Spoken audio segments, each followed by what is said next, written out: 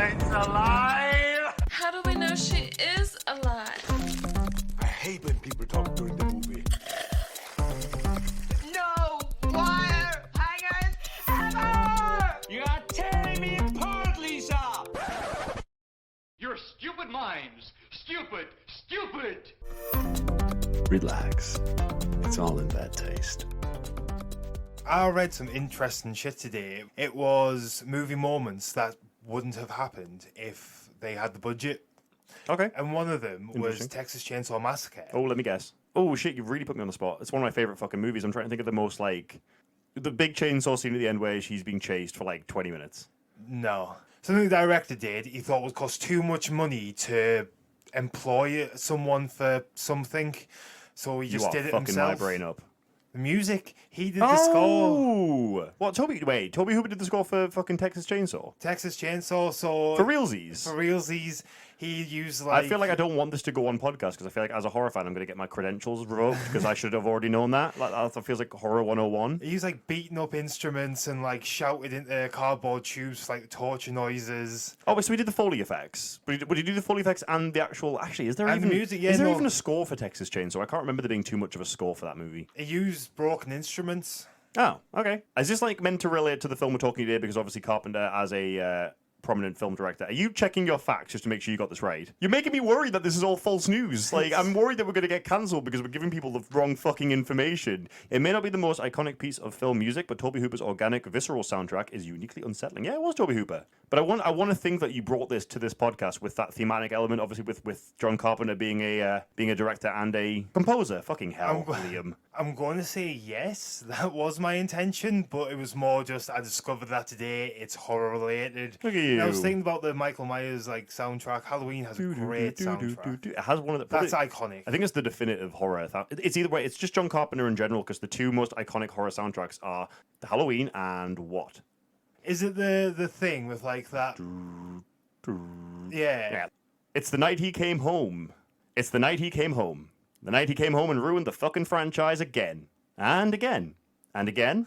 And again and again. But we got the shot. And again and again and again. And again and again. Fucking great. Classic. Hello, everyone, and welcome to the Bad Taste Buds. Deadly Delights. Fuck, nope, not Deadly Delights. Fuck, right, fuck's sake. I thought we were beyond this. Every fucking episode. But what is it? Dreadful. Dreadful Delight. Hello, everyone, and welcome to the Bad Taste Buds Dreadful Delights, the Bad Taste Buds show where we talk about whatever the fuck we want. Today, me and my co-host Ryan are taking a trip back to Haddonfield for the second film in David Gordon Green's Halloween franchise, Halloween Kills, a direct sequel to 2018's unimaginatively titled Halloween. I always hate that. I hate when they do reboots. They're doing one at the minute. They're doing Scream, where they're just like, it's just Scream again. Not Scream 5. Like, I don't know whether they think we're idiots. Because it's still the same fucking series. It's still a sequel. It's still the same characters returning for a second, third, or in Scream's case, fifth time. I don't know why they think just by getting rid of the number, we're going to think it's a different movie. Yeah. It still wouldn't fucking work. It's still lazy. They did it with Final Destination, did they? Where they're like, the Final Destination. And it was like the worst one. I think they think we're fucking stupid or something. We're not able to see a sequel when we fucking see one. Although I'm glad that Neve Campbell's getting work. She deserves to be on the screen. I'm always glad that Neve Campbell's getting work. She's literally my biggest girl crush. And she was my OG. Gail Weathers as well. A little bit of Courtney Cox. She was I think it was with Neve especially. She was my OG Scream Queen. Like, she's like the final girl of all final girls for me. Don't get me wrong. I love you, Laurie. I love you, Nancy. But fucking Sydney was my go-to girl every time. There was something about her that she was just more capable. She was more, I don't know. She tried. She fucking succeeded. She bossed it 4 times, and I'm gonna put my money on saying she's gonna boss it a 5th time. So fuck rights. You'd have thought though, with the way they named these sequels, with Halloween Kills and Halloween Ends as the next one, that they would have done at least something a little bit cool with the first one. Like, I don't know, fucking Halloween Begins or something. Like, you could have had a little bit more creativity with that. Do you think they came up with the idea afterwards? Like, oh, this will be cool. Well, I think that it is literally a marketing department saying. It's almost like a fresh start. We've had we had the Rob Zombie ones, we had the shit ones, we had the H2O one, which I actually quite enjoy. I think it's probably one of the better reboots. Yeah, I feel like you wouldn't really get away with calling it Halloween 2, would you? But what would you call it? Like, well, this is what they've called it. I mean, it's weird though because it's not quite a sequel. It's not quite a reboot. It sits in this weird little middle ground where That's it's like why it gives it the tag without directly Yeah. calling it number 2. Halloween Kills follows directly after Laurie and the rest of the Strodes. Hey, there's a band name for you. Laurie and the Strodes. Laurie and there's the your fucking Strodes. 80s synth pop band. The film picks up with Michael escaping I the was thinking country western. Laurie and the Strodes. Please give a big warm welcome to Laurie and the Strodes. Yeah, I could see that. The film picks up with Michael escaping the burning Strode household, slaughtering a metric buttload of firemen, and then going on a bona fide rampage through Haddonfield. Only this time, the residents of Haddonfield are ready for him and vowed to enact an all-out war against the Shape. In this, don't interrupt I me. take umbrage with you saying they're ready for him. Well, if you waited 5 seconds, I was about to say that anyway. Yeah, all-out war against the Shape in the cinematic sequel that promises us that evil dies tonight, and fucking hell do we wish it did. Think they were doing it to be ironic. Like, evil dies tonight. All right, Alanis Morissette. We knew they were having the third movie. But no, right, we'll get save all that hatred because we will get to that. I think I want to do a little bit of non-spoiler talk first and then get into spoiler talk. But I'm going to save a lot of what that argument's going to be for after the fact. So yeah, if you haven't seen Halloween Kills and you want to see Halloween Kills, we're going to give you a moment in a minute where we do our ratings non-spoilery. We say what we thought about the film. We say whether or not we would recommend it, and then we will pause it, let you have a chance to get away, and we will talk for the people who have seen it about what we liked and what we didn't like. So are you ready? Should we talk about a little non-spoilery review? Yeah. Okay, so plot out the way with. Let's do a really quick non-spoilery review for people who haven't seen this film and want to at this point. Don't. That's my whole review. Just don't. Like, you can't do that. just don't. I forbid it. There we go. End of the episode. See you next week on Bad Taste Buds Delicious Delights. Still not right. No, let's give them a little bit more meat than just don't. But I mean, for me, if you want me to start, I would say this is another huge misstep in an uncomfortably janky lineage of Michael Myers films. I mean, what was your non-spoilery, your biggest takeaway from this?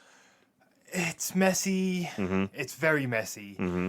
And there's not enough of the characters I really want to see kicking about. Damn right. While there are some interesting plot lines and the tie some up from the last movie, it doesn't seem to really go anywhere. It very much falls into that curse of being a middle movie where not lots happens and you just have to kind of stuff lots in there, make it seem more interesting than it is. You pretty much hit the nail on the head for that.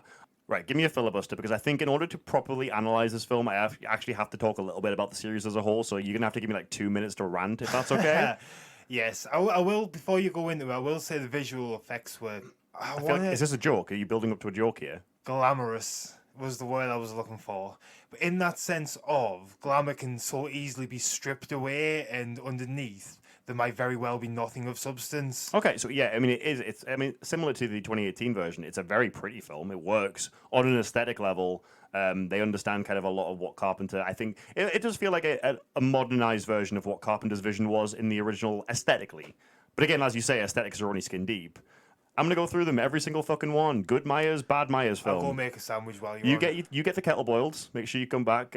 Cream, no sugar, please. But I'm not going to be pulling any punches with this bullshit either. I'm enough of a horror fan to sit here and tell you that shit like Revenge of Michael Myers is absolutely garbage. Don't for 1 second think I'm going to defend any of the shit you want, because there is this weird subculture of Halloween fans who are like, no, Halloween 4's great, like, you just didn't get it. Or like, the Rob Zombie films are so underappreciated, they're so underrated. Like, no, fuck right off. It's this weird apologist thing that for some reason emerged in the last few years, and I'm just thinking it's like people saying, oh, the shit we're getting now is so bad that the stuff that we had before. No, that was still shit. It was still fucking shit. Of course, there's horror classics for a reason. They really stand out. There's a reason I've never gone back to watch any of the zombie ones, just saying. But no, let me go through this. So, the only films you really need to give a shit about in this franchise, the original Carpenter film, which arguably might be the greatest horror film of all time. But again, the way these fucking sequels keep tarnishing the poor guy's name, I'm not so sure anymore. This was my favorite horror film at one point, but it just keeps getting a little bit further from that every time I see one of these stupid fucking movies. The second film, flawed as it is monstrously underrated and serves as a brilliant appendix to the first film, if you ask me, minus all that sibling bullshit. The problem with the second one is it introduced the Laurie and Michael sibling angle, which most fans agree is not a great twist. It just seems like this egregiously pointless twist that doesn't amount to anything that they try and bring back in later films. I'm really embarrassing myself tonight, but I thought the second one was witches.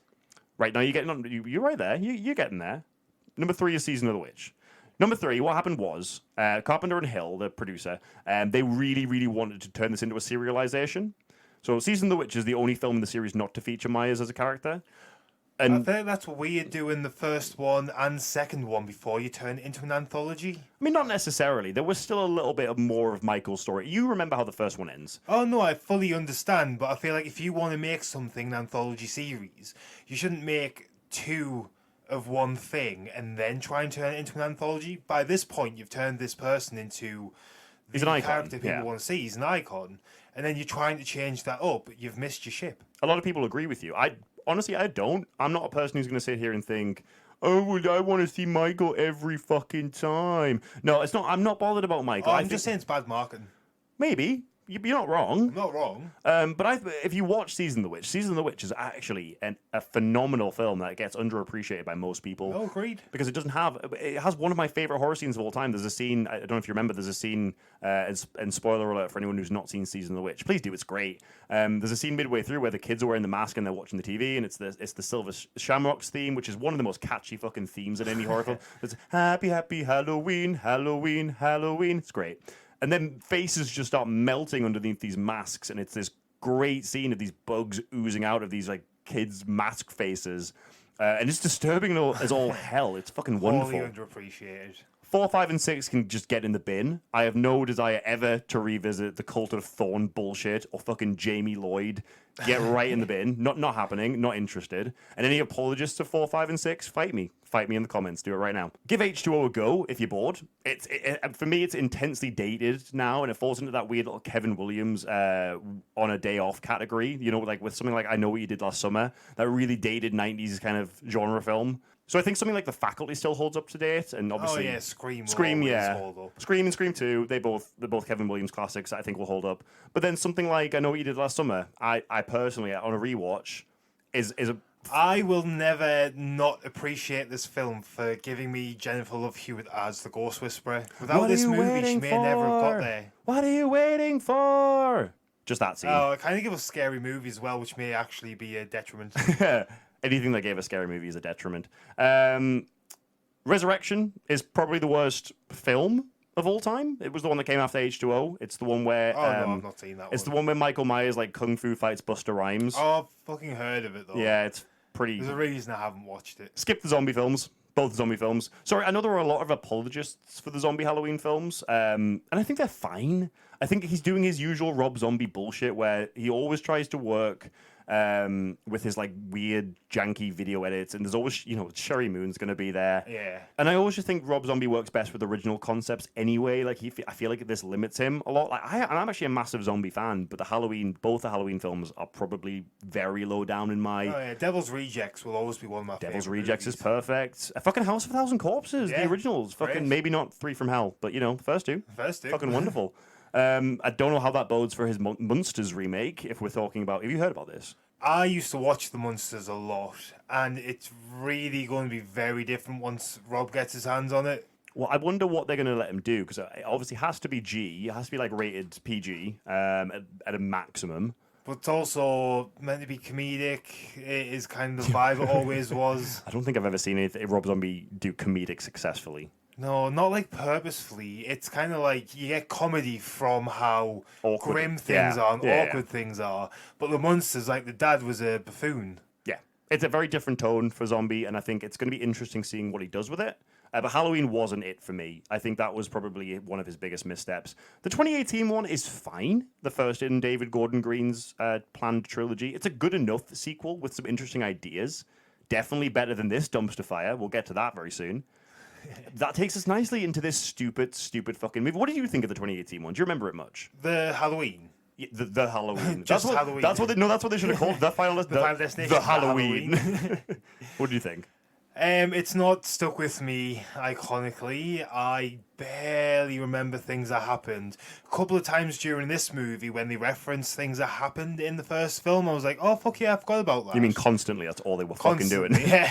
And the memories came back to me over time, but initially I never remembered these things. You never vibed. It was fun enough. It was aesthetically pleasing, and there were some kills. And it's always great to see Jamie Lee Curtis, and I love Judy Greer, so it was worth just for those elements alone. I honestly thought like the girl playing the daughter as well. What you keep having to remind me what Allison. She was brilliant. Oh yeah, clearly you don't even remember her name. Well, no, but I enjoyed it enough. I would say it's probably a solid 3 out of 5 film. It's like very average. There are moments of genius in it. There are like moments where I remember there's one really beautiful panning shot where it just follows Michael through like a series of houses, and that felt quite inspired. That felt quite interesting as a new take. And I also think it got a lot of what Carpenter's original film set out to do with the foreboding tension and the thick, drenched atmosphere. That it's slow and it's methodical and it's interesting. And I think there are a few missteps. I don't think it's a perfect film.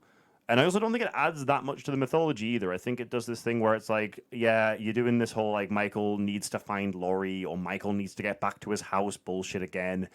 When the Carpenter film is perfect because it didn't have any of that bullshit in. The Carpenter film was perfect because it was so simplistic and it's just a guy with a mask killing fuckers. That's pretty horrifying in itself. It's perfectly horrifying. It's the essence of perfect horror for me. It's that idea of like, this could happen. It could just be a guy in a costume sat in your house ready to murder. Well, it's the very essence of less is more, which I think if we're going to talk about this film, Halloween Kills, that's probably a good place to start because this does not understand the concept of less is more. It doesn't even understand the concept of... It kind of feels like you could dissect this movie like a fucking worm and then put it back together in any order, bar the beginning and end, and you'd still have the worm. You're absolutely right. It's a really poorly made movie. It's staggeringly incompetent. Incoherent even at every fucking turn. It's unfocused on what it actually wants to say, on what it wants to even do. It reminds me of one of those guys in the circus, you know, the ones that are on the unicycle who are like juggling plates or like spinning plates, and you're like, at any moment there's so much shit going on and there's so much potential for disaster. I feel like they make it very clear that the plot is evil dies tonight. They bash you over the fucking head with that thing about every 6 seconds, just in case you didn't know evil dies tonight. Wherever they can fit it in, it comes in. I'm not, again, this is the non-spoilery part of the review, but you could probably take a guess whether or not evil's going to die tonight, guys. Tell you what, answer down in the comments. Do we think evil's going to die tonight in the second movie in a planned trilogy? With the third one's just going to start, I don't fucking know, Laurie on a holiday afterwards. She's going to go to fucking Marbella and chill for a bit. Yeah, why say it's planned? Right? Just be like, there's 2 coming out, that's all you're getting, we're going to make them good. And then get a surprise third movie. There are so many fucking ideas here. They want to tell a revenge story. They want to tell a Haddonfield versus Michael story. They want to tell a redemption story with Officer Hawkins. They wanted to tell a family drama with the Strodes. They wanted to tell a love story with Laurie's fucking stupid granddaughter and that fucking Freaks and Geeks reject. Cameron, that's his fucking name. Wait, was he even Freaks and Geeks? No, he just looks like he is. Oh. They wanted this whole 90 minutes to be a nostalgia bait, all the while wrapping up every fucking stupid loose end from the last movie. They wanted to bridge the gap between this movie and the final film. It was like, just focus, pick a fucking lane and do one thing, because right now there are about 8 plots going on, and I honestly can't, you're not giving me enough time to focus or give a shit about anyone in them. Didn't even need to be 8. Like, just take a few of them out. Like, there were so many unnecessary ones as well that were just uninspired and unimportant that you would have had a better movie had they not have been there. Yeah, and again, I want to get a little bit more into spoiler talks when we do that. If you narrow this down to Laurie's story and maybe like, let's say, Officer Hawkins' story, which is probably the most compelling story in the film, then you might have had a decent movie on your hands. But no, they want to cram about 1 billion fucking things in because I don't know, we're maybe playing for the stupidest audience possible who haven't got the attention span to focus on, I don't know, one overriding narrative, and they need to be force-fed everything they're fucking seeing. Like, I would have just watched a bottle film of Michael making his way into the hospital and... But there you run into the issue of it just being Halloween 2. This is the problem, because that's Halloween 2. This is Halloween 2. No, but that's the thing. Technically, they could have, because they retconned Halloween 2. Halloween 2, Marion's alive, who I think she died in H2O, but obviously she's in Halloween 2 as well. So they could have done Halloween 2 again. I mean, it wasn't the lower floor. It wasn't the lower floors of the hospital that were interesting. It was like the upper floors. The way you said lower floors the first time, it wasn't the loafer floors. The loafer floors. But it's just immeasurably devoid of any tension, anything scary. It's kind of hilarious at times. It's very often it's a riot. We went with my mate Jamie, and we were just cackling throughout the entire film. Whether or not that was intended to be at the film or with the film. Oh, nobody else was laughing, just us. We do that a lot. We did that during *Malignant* as well. Try to be respectful, just giggle quietly at this one because it clearly wasn't as intentional as *Malignant*. It's not a total write-off. It's like, as you said, it's slightly better than *Resurrection*, and honestly, it's probably better than 4 to 6. There are some cool visual elements to it. There's some interesting motifs. There's an interesting story at the center of all of this layer upon layer of bullshit. There's a lot of violence. That's never a bad thing. But it kind of is as well. It kind of is in a Halloween film. Like Halloween, yes, he's terrifying. Myers is terrifying, and he's brutal. And he's a force of nature, but he's not gratuitous. He's not Jason. He's not Freddy. He's not going to dissect you in weird, interesting ways. He's going to stab you and he's going to move the fuck on because he's just there to be a fucking force of nature. He's just there to be a hurricane. And if you get in his path, then that's... He seemed to thoughts on this. So we need to Okay, sorry. Well, I think personally the script is where I want to pin the blame. Even seasoned veterans like Curtis, Greer, and Patton can't really get around dialogue like this. Like the "let it burn," like delivered in that overacted Nicolas Cage style. How to get burned? How to get burned? Yeah, it's quite uncomfortable. Or even Greer, the bit where she's like, "Oh, you want your mask? Come and get it." It's in the trailer. It's not a spoiler, but it's like these are seasoned professionals. These have done some great. They have showed their acting chops. They've earned their positions in society, and they can't make this work. No, they all look like they know they're in a bad movie. They all look like they know they're playing at a B level, and that's fine for a Jason film. That's fine for a Freddy film. It's not fine for a Michael Myers film. Michael Myers always had a bit more subtlety, had a bit more class, had a bit more artistry to the proceedings, I think. And I just think this film would have been better. Let's not say better, but this film would have been better if it just stuck with a consistent motif. It's an action horror. Well, yeah, that's the problem. And I don't think that works for a Myers film. I don't think that will ever work for a Myers film for me. It just makes me want the series to be done with or to move in a different direction. I think this would have been a perfect opportunity to restart it as an anthology series. But with Myers, the neighborhood killer in just going around unsuspecting babysitters is so much more terrifying because he's a human than what it is like, oh, he's everywhere at once, everyone going mad. Just there and everywhere. Well, it's just chaos, isn't it? It's constant chaos. It's carnage. It's just pure nonsense. It brings back characters in a bid to win over fans and then does nothing with them. Nothing. I was genuinely excited. There was great scenes with them. And I was genuinely excited, but then it just seems to be like, right, you've had your screen time, you're done now. Yeah, they build them up and then do fuck all with them. You're right at the beginning, and you're like, oh, here's an interesting setup. I hope they follow through, and they just really fucking don't. And it was an interesting setup. It's that typical Halloween sequel. Same with H2O, and same with the zombie films. I do think it's that curse of, well, where the fuck do we go from here? We've done the story, we've done the basic premise of Michael Myers killing a town and all happening on Halloween night. I don't think they have a story past that. I don't think they've ever had a story past that. It wanks off all of its good ideas, prematurely jizzes them out so we can force bullshit we honestly don't give a shit about. It's overly gratuitous, which any other franchise would have been fine, but not this one, not the shape. He's a fucking bulldozer here. He's not menacing, he's not subtle, he's not fearful. I mean, he's a juggernaut. In this movie, if you didn't have that, it would have actually been worse because the rest of the movie still wouldn't tonally fit with the original Michael Myers movies. There is that tonal inconsistency throughout that it just feels like this movie doesn't know what it wants to do. I'm not sure where David Gordon... It almost feels like a Star Wars moment. You know how like the sequel trilogy started without an actual basis of what it wanted to do. This feels like that. This feels like that. Yeah. What I think I may have enjoyed more is if in the first movie they put more focus into that, made it a singular movie, and then just at the end have that fire scene and have Michael's arm like come through a floorboard or something. Yeah, they won't. And then just leave it as that classic baity, like, is he an immortal monster? Is he a man that you got from that first movie? And then you still could have had it as a home invasion-esque movie where she's trying to lure him to the house to kill him.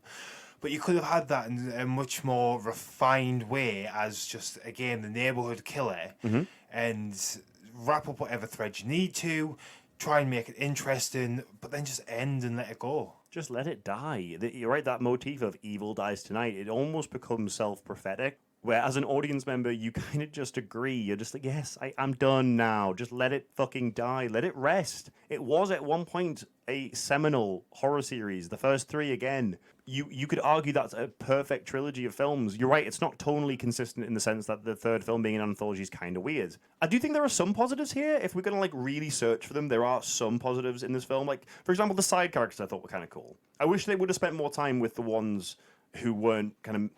I wish we would have spent a little bit more time with characters that weren't main characters, because honestly, they were kind of sidelined anyway. Some of the best characters in the film are side characters. There's like this old couple at the beginning, and then there's a couple halfway through Big John and Little John who just kind of steal the show from everyone else. There are some interesting side characters that I think if we focused a little bit more on them, who understood the assignment, yeah, because I almost wonder if you could turn this into a B movie. As you said before, I think you could with a little bit more humor and a little bit more less reliance on the shape aspect of it and the lore, and having to build around this character of Michael Myers, because there was the drone couple at the beginning, the old couple. They were genuinely very entertaining, and then midway through we get this gay couple, Big John and Little John, who, as much as it's a little bit unfortunate to see a gay couple sidelined and not given much to do, they are the most endearing two characters in the film, and they're the ones you want to stick with. Every time we moved away from a scene with Big John and Little John, I was like, no, go back there. I want to see them again. I want to hang out with those guys, because the Strodes are pissing me off. And they have a couple that are framed quite importantly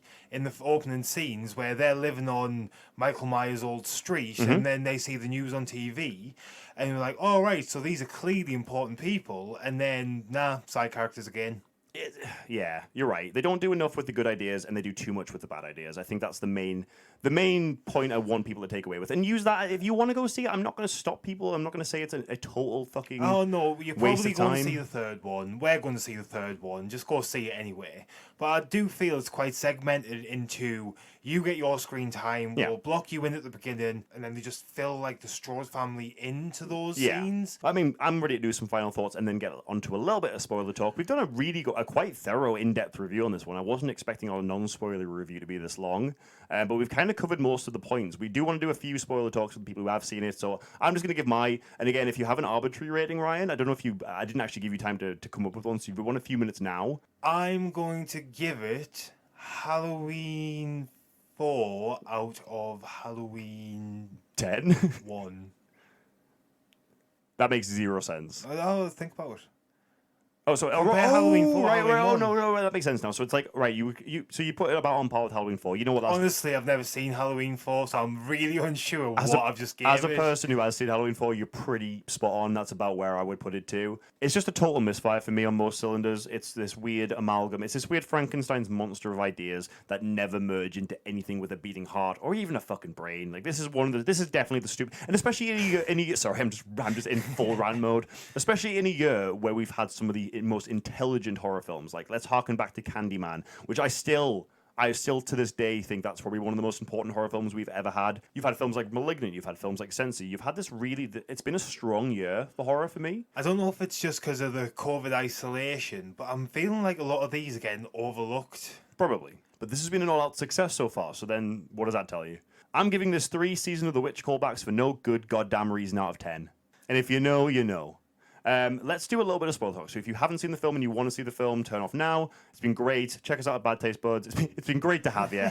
Check us out, Bad Taste Buds podcast on Instagram, Twitter, and Facebook. And make sure you listen to the old episodes as well if this is your first one. Thank you for checking this one out. I'm sorry it was so incoherent. But Ryan, you ready to do a little bit of spoiler talk? Oh, please. Okay, where are we going to start? Let's start with Laurie. Let's start with our girl, Jamie Lee Curtis.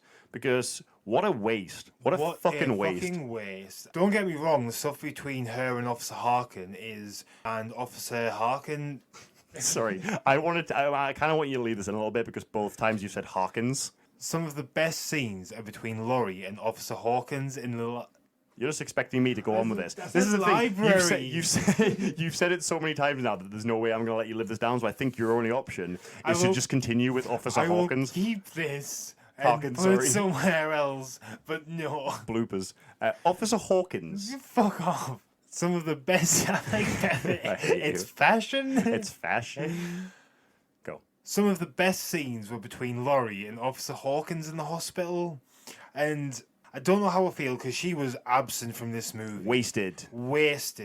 Like, I would rather just fucking do a monologue on those two and show me the past for the entire movie. We were saying, like, I think I completely agree. The best part of the best plot, the best ongoing narrative in this film is the relationship with Hawkins and Myers, because it's this weird relationship we've not seen before, and they do this quite cool scene. Probably the best scene in the film is the way they open it with this flashback scene, where they kind of reveal a few things that we hadn't seen before, and it actually adds to the lore for me.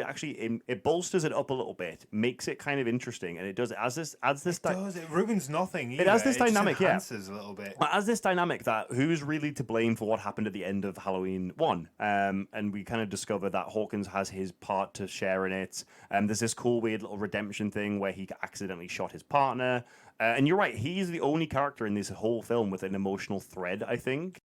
It's nice, but it's still shit. You're right, but the movie it's in, it doesn't help the movie. It's in. Well, this is it. You But can it have adds to that original lore a little bit, Right. which is quite Okay. nice, where it's like, oh yeah, we get to know more about Officer Hawkins and what happened on that night, but it doesn't like show you anything on Michael or show you anything else going on in the neighborhood or the aftermath with Laurie. They don't do enough with it again, and I wonder what they're going to save for part 3. I wonder if this is just a big ploy to save whatever this plot thread is for part 3, because Hawkins is still alive at the end of this one. Laurie's still here, obviously, but I think Laurie, this is the worst of the Laurie films. This is the worst one she's in because she just doesn't do anything. There's no. They try to give her a scene where she's trying to escape the hospital, but then she gets knocked down almost immediately, and it's like, well, that's over pretty much immediately. And then she has another scene where she goes down to like the waiting room where there's a bunch of people, but again, it's like, oh, there's a lot of people. Oh, back to bed. And I understand they maimed her at the end of the last one, and I get that. Oh, of course. Like, I'm not expecting her to be doing cartwheels. Well, no, but like, I expected someone like either push her in a wheelchair or have more focus on her in the hospital. Push her in a wheelchair, running away from Michael in a wheel. That's the scene. That's the deleted scene I wanted. Her just wheeling away from Michael. Not even that. I don't care that she's in the hospital, but like, I don't know. Give her an interesting scene with Allison. Give her an interesting scene with Karen. They have scenes together, but it's mostly them just shouting at each other. Well, one of them, she's asleep. Allison buggers off. Yeah. Well, this is it. Allison doesn't get to interact with her. I honestly think, as far as wasted characters, Allison's kind of wasted. Laurie's kind of wasted.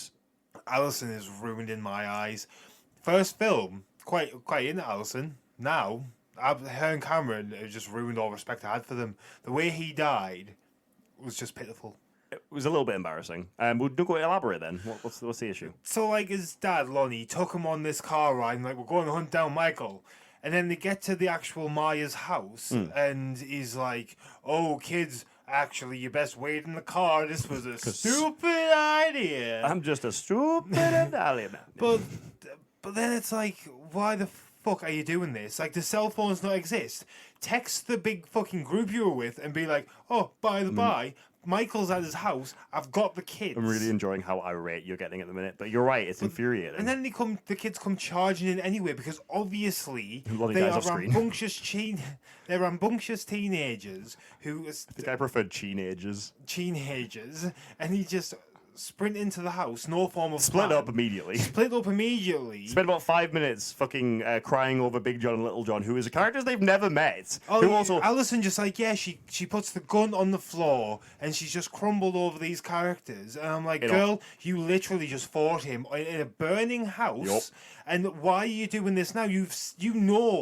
You know what can happen. You know what death is. It does feel like every lesson they learned in the first film is completely fucking forgotten in this one. And Like, essentially, I'm going to say it's her fault Cameron dies. He's not much better. He sees his dad, understandably, he's freaked out. But he gets over that and then looks in the wardrobe like, oh, Michael's going to come out of that wardrobe. Well, and then, oh, Michael comes out of the wardrobe. it's very basic. Doesn't bother to shoot. It's basic Stormtrooper armor as well, where no one has even a chance at hitting Michael, because obviously we've got a third fucking movie to make. It just felt totally unearned. Like, these characters, especially Allison, I believed was better than this. I was actually expecting her to put up a bit more of a fight than she did, but she immediately gets thrown down the stairs and Breaks a hobbles leg. out. Yeah. Yep. And her mum has to come and save her. And while I'm like, fucking you go, Karen, at the same time, it's like, Allison was way more into this than Karen was. It's not even a you go Karen moment because Karen fucks it up too. Karen fluffs the fucking the big finale.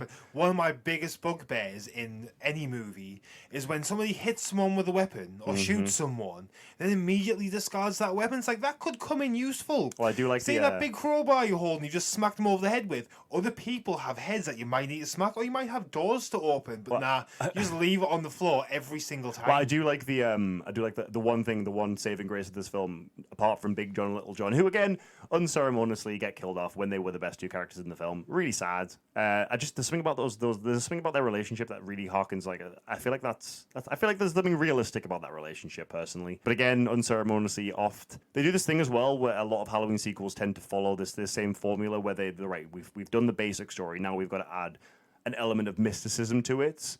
And I absolutely despise every single time it's done. Every time it's done, so it's done in Halloween 2 with the flashbacks with his mum. It's done in the second film with the sibling relationship. It's done in the fourth film with the Cult of Thorn and all this bullshit. But they have this like underlying plot thread where it's like, oh, every time he kills, he transcends, or his mask gives him powers, or he's directed to the original Myers household, like he follows that and he wants to be back in his sister's room bullshit. And I just think it's desperate. It shows desperation that the filmmakers don't know what to do at this point. But you're right, that big culmination, that big end scene with all the members of Haddonfield. So you have Tommy, you have Lindsay, who, you know what, again, we're talking about fan service. They give Tommy quite a bit to do, but Lindsay's just fucking freaking out and hiding for most of the film. With Tommy, he's just there because they're like, all right, we need somebody as an audience avatar to show us that what Michael is fear. He needs to be the person who turns everyone into the angry mob. We need someone to rile people up. It can't be Laurie or Karen or Alison because we need these characters to remain pure. Best person to do it, the little kid she was babysitting. Because you bring those characters in, and then with Lindsay, the little girl who was being babysat in the first film, as an adult, has a really good scene where she runs up to some kids and is like, right, no, you fuck off home now. There's a murderer about. Get out of here. And Michael then turns up the car, slaughters everyone else. The nurse, Marion gets killed pretty unceremoniously. It's completely wasted again. Yeah, there's no fight in it really. She fires a few gun rounds. Why bring this character back if you're not going to do something interesting with him? It's it's my biggest bugbear. Do something interesting. If you're going to do nostalgia, and I'm hoping, fingers crossed, that Ghostbusters Afterlife avoids this pitfall. Because nostalgia can go either way. Nostalgia can be something it's either a warm hug of something you remember, but usually you should build upon it. You should add something to the conversation. This wasn't even a hug. This was a wink from across the room. It was a slap.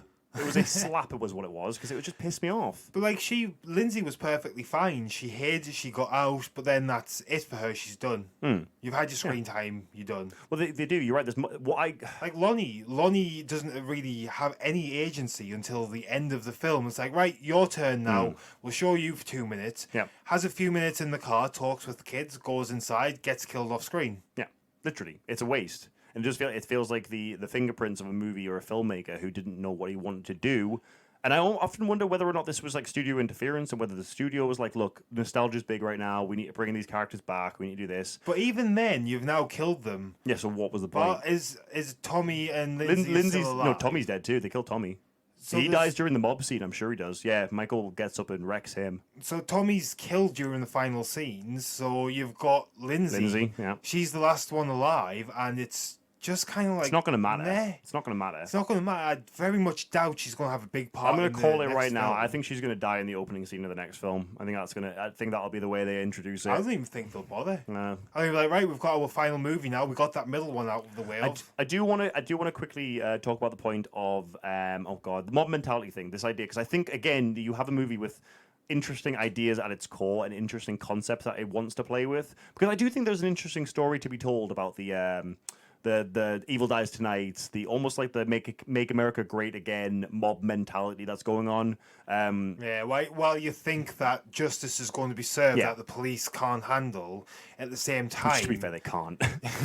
You can't be certain that you're doing the right thing. No. And they do this in the... You're a mob. And again, they completely ruin this possibility of an interesting subplot by focusing it on the other escaped inmates and it just doubles down All on the way how through, dense. like, I literally didn't remember him. All the way through, I'm like, Yeah, he's a minor character. He's barely even a minor character. He is the escaped inmate, and they bring him in with Michael. he's literally a plot device. You see a few scenes with him, but it's literally just He feels like no substance. He feels like By filler. himself He feels doing like nothing. he feels like padding. He feels like a way for the filmmakers to extend the runtime a little bit because they have this extended fucking scene where they're chasing inmate 2 throughout the hospital. Everyone's like, "It's Michael. He's unmasked. Get him, get him." Not remembering that Michael's like 6'6" fucking henches balls basketball player who Fucking right. would never. First of all, would never take his mask off anyway. He's still wearing purposefully. his inmate suit. We all know what Michael Myers wears by this Well, I point. often wonder, don't inmate suits usually have like surnames on anyway? Where does no one in Haddonfield know how to fucking read? Are they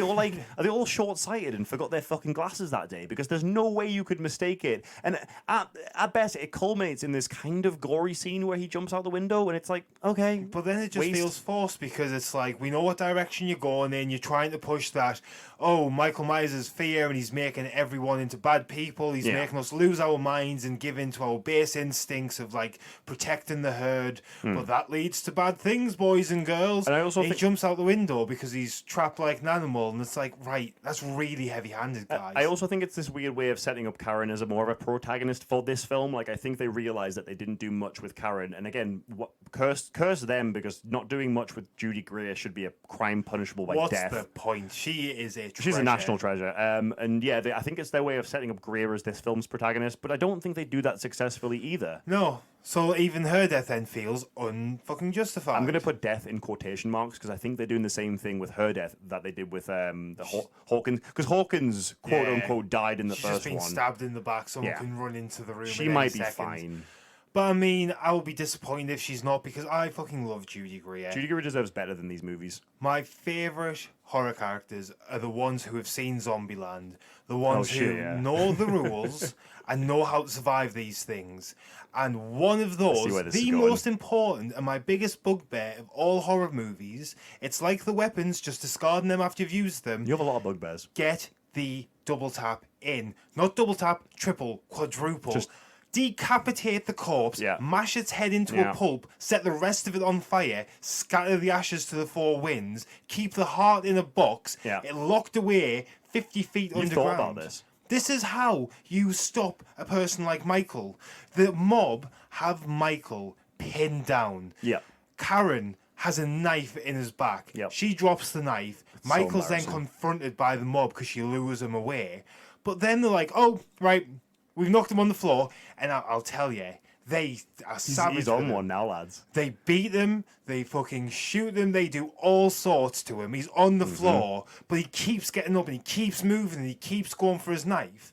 And you see him going for his knife again on the floor, and then it's just like a knife in the back. And then it's just like, right. It's a whimper, isn't it, really? Yeah, it's a whimper. Like, right, you think that final little stab is going to be the thing that ends him. You can be stabbed 50 times and still survive if you don't get the right place.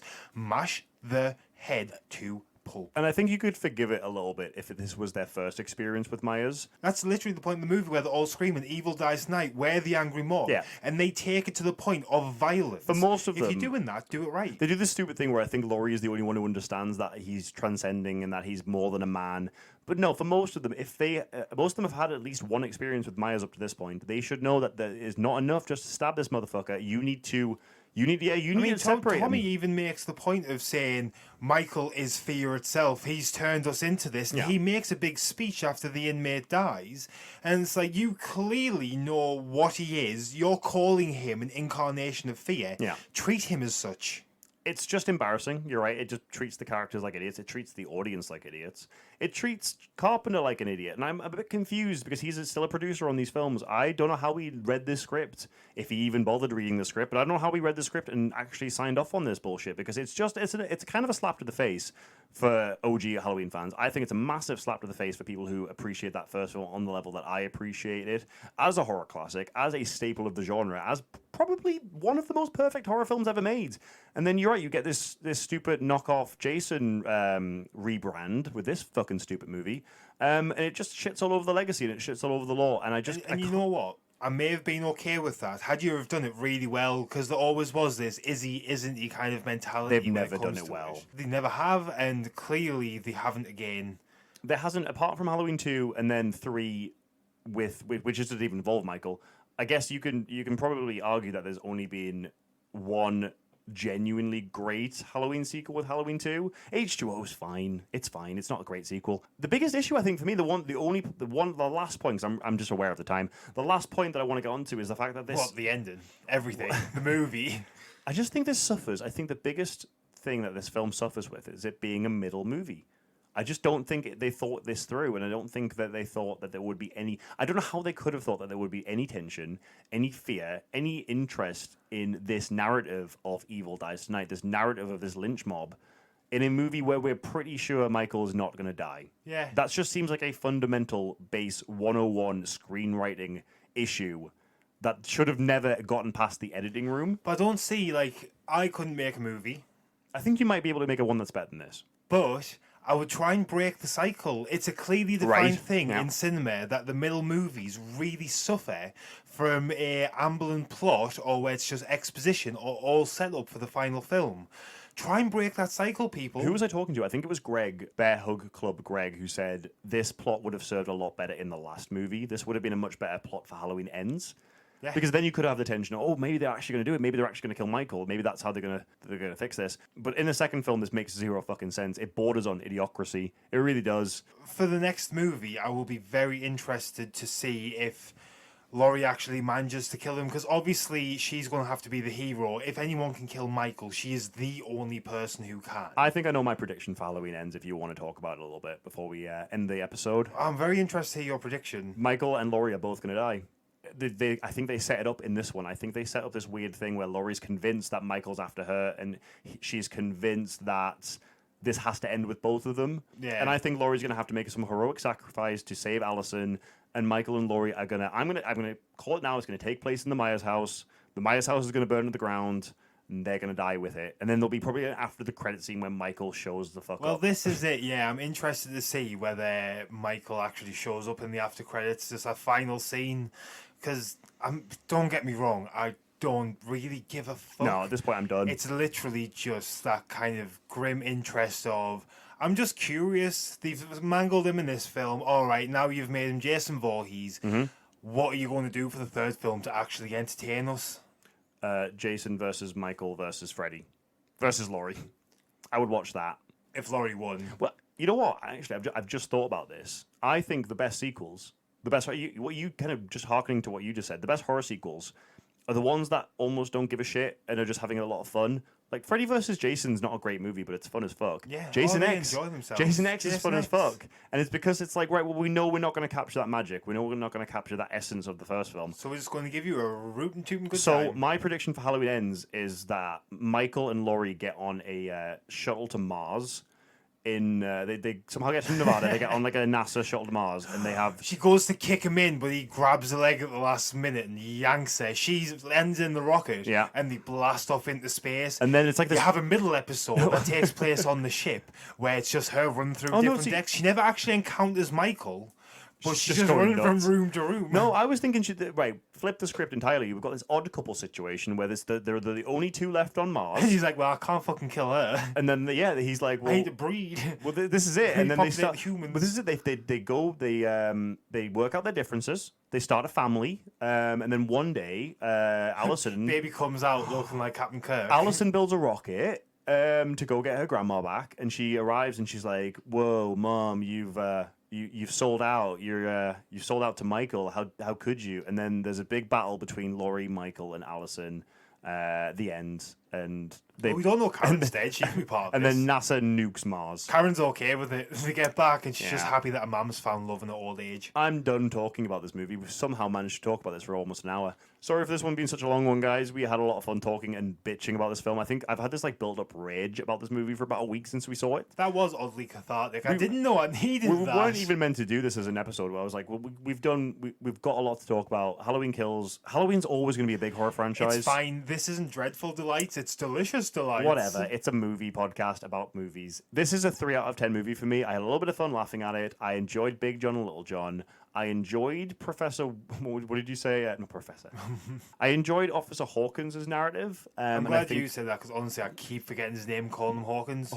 Harkins. You say Harkins, yeah. He was. There is a good movie somewhere hidden deep within this absolute turd pile. Yeah, I mean, literally, if you pulled out the best bits, stuck them together, you'd only have a couple of minutes. Yeah. But then if you flesh a great short that film. out, It's a it great might be short all film. right. Do check us out and do check out the other Yeah, I'll say Dreadful this for Delights. you. Dreadful Delights. Oh, I got it. You stepped on my toes and I fucking got it. This is the one only time I've got it and you talked over me. It's like Mike Wazowski getting a sticker on his face. Literally. But yeah, do check out the other episodes. Check us out at Bad Taste Buds Pod on Instagram and Twitter. And don't go see this film. If you somehow got to the end of this episode and you didn't care about spoilers and you somehow aren't still convinced not to see it, don't see it. I'm going to say, if you have a choice between two movies, pick the other one. But if you're really bored and you've got nothing to do, it's... Fucking Dune's angered- out. it Fucking angered me to Dune's talk out right about. now. Why would you see anything other than Dune? Sorry, I know I just talked right over you. People can see more than one movie. No, mate. don't because you have to just see Dune again. I would be like, right, I've seen Dune again. I've seen Dune. Let's do it again. If I go back to the cinema and I've got a choice between Dune again or Halloween Kills, I'd still see Dune. And then if I went back again and there's still the only choice was Dune and Halloween Kills, I'd see Dune again. That's how A, how good Dune is, and B, how bad this movie is. We both know you're going to watch the next one because you have no self-control when it watch comes to everything. horror. I watch You everything. will watch every film. And speaking of that, let's go watch a bad film. Yeah. Give us some love on the comments, guys. We will see you next time. Bad Taste Buds out. Yeah, watch out for Masky, guys. Masky, guys. Creepy, spooky skeletons.